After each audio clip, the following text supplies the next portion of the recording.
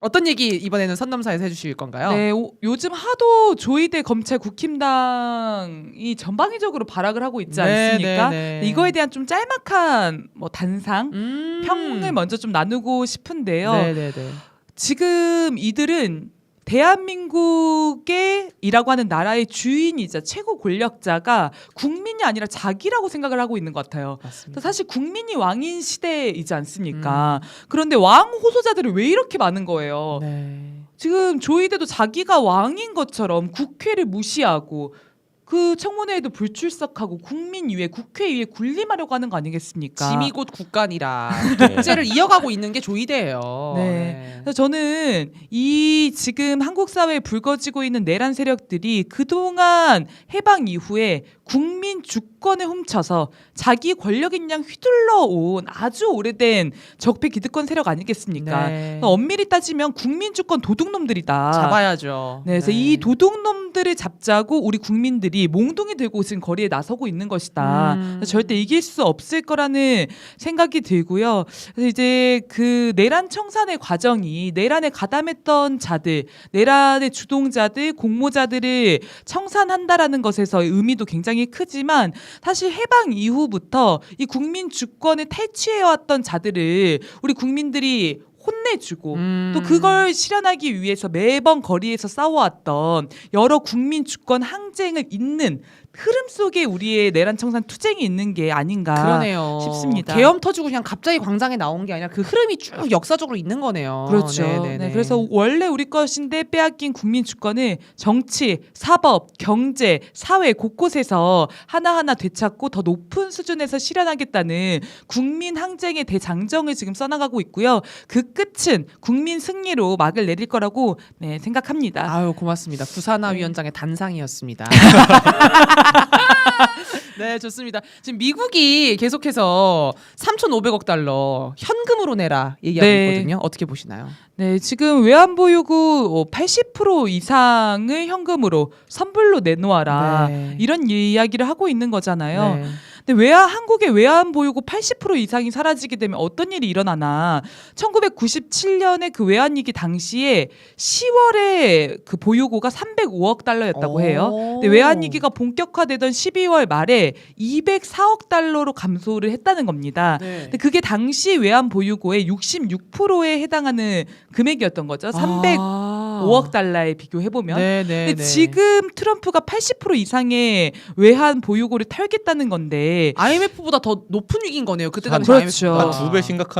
두 배 넘게 심각한 거 아니에요? 지금 30%만 빠져도 IMF가 왔었던 건데. 그러니까 미국의 요구를 수용하게 되면 한국은 제2의 외환위기를 맞을 수밖에 없게 되는 거 아니겠습니까? 그래서 이재명 대통령이 나 탄핵감이다 이렇게 얘기하는 거잖아요. 네, 이렇게 하게 되면 국민들로부터 심판받는다 이런 얘기를 하고 있는 건데 저는 미국이 노리는 게 지금 오히려 한국의 제2의 IMF 사태를 노리고 있는 건 아닌가. 일부러? 네, 일부러. 이런 의심도 좀 들어요. 사실 한국은 무역 의존도가 높고 수출입의 경제 종망이 걸려있기 때문에 이 외환 보유고를 안정적으로 보유하고 있는 게 굉장히 중요한 문제 아니겠습니까? 그래서 외환 보유고가 충분하지 못하게 되면 기업도 은행도 전전긍긍할 수밖에 없고요. 지금 사실 국제 시장에 한국이 맺고 있는 이 관계들을 생각해 보면 달러 없이는 석유나 소비재, 원자재 이런 것들을 매입할 수가 없습니다. 그래서 달러가 없어지는 거, 외환 보유고가 줄어드는 게 경제에 직격탄이 되는데 이걸 미국이 자꾸 건든단 말이죠. 근데 역사를 돌이켜 보면 1997년도에 IMF를 일으켰던 장본인이 미국이잖아요. 그렇다고 하더라. 나 영화 보고 알았어. 김혜수 씨 나오는 영화 있잖아요. 그게 얼마나 노골적으로 드러난 역사적 사실이면 그런 대중 영화에서도 다뤄지겠습니까? 네, 그래서 그 미국이 일시에 당시 달러를 갑자기 회수하면서 외환 보유고가 모자라게 해놓고서 한국이 일본의 달러를 빌려서 위기를 벗어나려고 하니까 미국이 직접 나서서 일본을 협박했죠. 돈 빌려 주지 말라고. 심지어 미국의 재무부 장관이 일본의 재무부 장관에게 편지를 써가지고 돈 빌려주면 가만두지 않겠다 이런 협박도 했다는 거 아니겠습니까? 그리고 IMF 당시에 이 자본시장을 개방하고 한국 노동시장을 유연화하는 여러 이런 더 그래서 미국에 의존할 수 있게끔 이런 것들을 주도했던 것도 미국이었죠. 그래서 이제 결국은 미국의 투기 자본들이 한국에 들어와서 기업과 자본에 장식하고 은행까지도 다 미국이 지금 투자자가 훨씬 높잖아요. 네, 잠식돼가지고. 자본율이 굉장히 높잖아요. 네, 지분율이. 네. 그러다 보니까 한국 경제가 미국에 굉장히 의존하고 종속성을 높이게 됐는데 지금 다시금 이런 꿈을 꾸고 있는 게 아니냐. 미국 경제가 너무 어려우니까 한국을 집어삼키고 살아보겠다. 이런 결심을 하고 있는 것 같습니다. 네. 근데 이제 그 일본을 잡아먹고 살아났던 그 미국의 경험이 있지 않습니까? 미국이 일본의 반도체 기업을 무너뜨리고 그리고 플라자 합의를 강요해서 네. 어려웠던 경제를 모면했죠. 억지로 환율 막 조정해가지고 일본이랑. 네, 그래서 일본의 잃어버린 30년이 대한민국의 미래가 될 수 있다. 우리 기업 먹고 우리 경제를 집어삼킬 가능성이 매우 농후하다. 네, 이런 생각이 듭니다. 진짜 이럴 때일수록 정말 광장에서 국민들이 목소리 내는 게 진짜 중요할 것 같거든요. 어떤 싸움들을 좀 해야겠습니까? 네, 국민들의 싸움이 정말 중요하다고 생각하는데 지금 뭐 아까 소개해주셨던 진보당 미대타관 앞에서 농성도 하고 네. 네, 이런 시위도 벌이고 있고요. 지난 월요일에는 사죄하지 않는 트럼프의 방안에 반대한다라고 하는 긴급 집회가 미대사관 앞에서 열렸습니다. 국민주권당, 대진련, 자주민주통일민족위원회 그리고 서울촛불행동 등이 네. 함께 공동 주최해서 진행이 되었는데요. 네. 네, 많은 분들 함께 해주셨더라고요. 저는 그 국민들의 반미 시위가 지금 주권과 국익을 지키는 유일한 열쇠라는 걸 이제 정말 실감하게 되는 것 같거든요. 네. 미국과 트럼프를 향해서 최대한 광장에서 국민적 분노를 표출하고 강력하게 압박해야 된다. 사실 미국과 국민이 붙어서 미국이 이긴 적이 없습니다. 그렇더라고요. 생각해보니까 네. 효순이 미선이 때도 그렇고 광우병 사태 때도 그렇고 다 물러서잖아요. 한 발씩 국민들이랑 싸우면. 네. 근데 미국과 개인 정치인 이렇게 붙으면 미국이 끌고 가는 경우도 있잖아요. 맞아요. 그렇지만 미국과 국민이 싸울 때는 절대 국민을 이기지 못하죠. 유튜브 댓글에 뭐라고 제가 요새 많이 달리냐면 반미 시위를 해야 된다. 이게 우리의 전략이다. 그래서 이 시위를 전략적 반미 시위라고 부르자. 전략적으로 이때 반미 시위를 해야 된다. 오히려 네. 와. 그래서 촛불이 이제 반미 촛불이 타오를 때다. 뭐 이런 네. 댓글도 많이 달리고요. 네, 김어준 씨까지 반미 시위 해도 된다고. 맞아. 이럴 때 주한미 된다고. 군철수 들어야 된다고. 네. 그렇게 생각하면 참 우리가 촛불에서 돈 내라, 방 빼라 이거가 얼마나 적합했던 거겠습니까? 네. 네, 앞으로도 그 트럼프 방안 반대 여론을 더 불지피고 이 미국에게 규탄의 목소리를 높이기 위해서 농성과 여러 활동들을 좀 진행한다고 하는데요. 많이 관심 가져주시고 거리에서 함께 해주시면 또 감사하겠습니다. 아, 국민주권당에서 이걸 이제 한다는 거죠? 네, 국민주권당이랑 그 아까 소개드린 여러 단체에서 네, 서울의 소리도 같이 하시더라고요. 아, 저 네. 집회를 갔었는데 네. 초심님도 오셔가지고 막 발언도 하시고. 네, 발언 내용이 너무 좋으시더라고요. 네. 고맙습니다. 그래서 외교적 마찰이 아니라 대한민국의 자존심을 짓밟는 폭력이고 동맹을 모욕하는 오만이다. 그러면서 한국은 약하지 않다. 한국은 작지 않다. 한국은 결코 침묵하지 않는다. 이렇게 이야기하셨는데 이게 정말 맞는 이야기 아닙니까? 김준희 의원님이 얘기하신 것처럼 한국은 지켜야 할 가치가 있는 나라다. 한국은 위대한 나라죠. 아. 위대한 촛불 국민들이 있기 때문에 네. 미국이 정말 단단히 잘못 봤습니다. 네. 이렇게 지금 국민들이 거리에서 싸우고 있으니까 국회도 좀 견인이 되는 것 같아요. 맞아요. 민주당 최고위원회에서 네. 발언이 있었습니다. 사실 그동안 더민주 전국혁신회의나 이런 곳에서 미국에 대한 규탄 성명 발표하기도 하고 초선 의원들 중심으로 여러 의견이 나왔지만 최고위원회에서 발언을 좀 하기는. 강도 높게 한 그쵸. 거는 좀 이례적인 것 같긴 네. 하거든요. 근데 황명선 최고위원이 발언을 했는데 트럼프의 3,500억 달러 선불 청구는 한국판 플라자 합의이자 전범국에게나 물리던 묻지마 배상금이다. 근데 이것은 한국을 전범국 취급하는 거나 마찬가지다. 야. 이런 비판을 했습니다.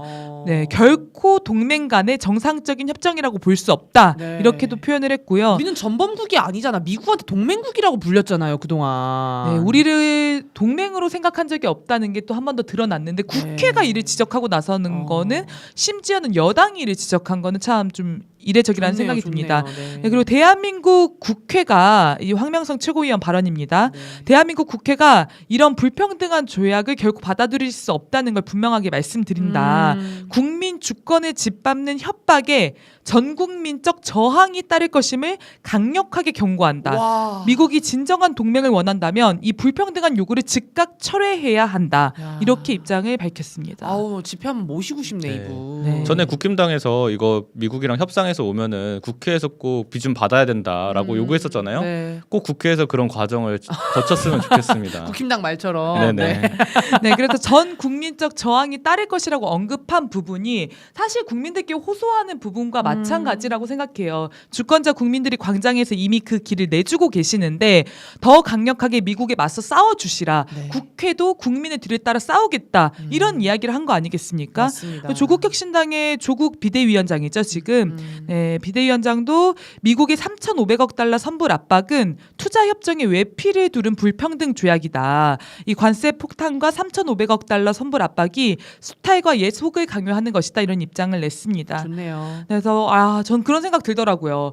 저희가 22대 총선을 탄핵 총선으로 만들어야 된다라고 하면서 국회의원들을 국민들의 뜻을 따를 수 있는 사람들로 많이 교체하지 않았습니까? 네, 도구들로 쓰려고. 네, 많이 네네. 그런 사람들을 국회에 진출시켰죠. 네. 그 결과 국회가 국민이 원하는 바대로 입장을 내고 국민을 따라 전진할 수 있는 힘이 생기지 않았나. 네. 이 모든 것이 주권자 국민의 위대한 성과이자 결과이자 과정이다 이런 생각이 듭니다. 아유 고맙습니다. 진짜 너무 뿌듯하네요.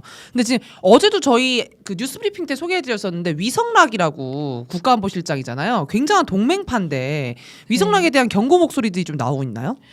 네, 그 위성락이 경고를 했죠. 위성락이 미국한테 아니요, 그럼요. 위성락이 네. 민주당을 향해서 어? 경고를 했습니다. 어이고. 지금 이제 황명성 최고위원 발언에서도 그렇고 네. 민주당 의원들이나 여권 인사들이 네. 미국을 규탄하는 반미 발언을 이제 하니까 네. 위성락이 이렇게 경고를 했습니다. 지금은 미국과의 협상이 상당히 첨예한 상황에서 진행되기 때문에 오버플레이를 하지 않아야 한다. 야, 네. 아니 어제까지만 해도 정성호가 이거는 미국이 좀 무리한 요구를 하는 건 맞다라고 채널 A에서 인터뷰한 게 있었거든요. 근데 이게 지금 다시 이렇게 얘기하고 있는 거구나. 그래서 미국을 위해서 오버를 하고 있는 게 아니냐. 그러니까 이게 무리하다라고 하는 것은 일정 인정하면서도 네. 이게 범국민적 반미 시위로 번질까봐 위성락이 나서서 진화를 하는 건 아닌가 이런 생각이 들고요. 그리고 이제 트럼프의 선불 그 3,500억 달러 내라는 표현에 대해서도 네. 그 진위를 지금으로서는 확신하지 못하겠다. 아니 뭐 이런 진위를 확신하지 못할 게 뭐가 있습니까? 선물이라는데 뭘 여기서 진위를 확인해요? 아니 3,500억 현금으로 선불로 내라고요. 여기에 진이라고 할 게 뭐가 있어요? 네, 뭘 여기 행간을 읽을 게 없잖아. 한 문장인데.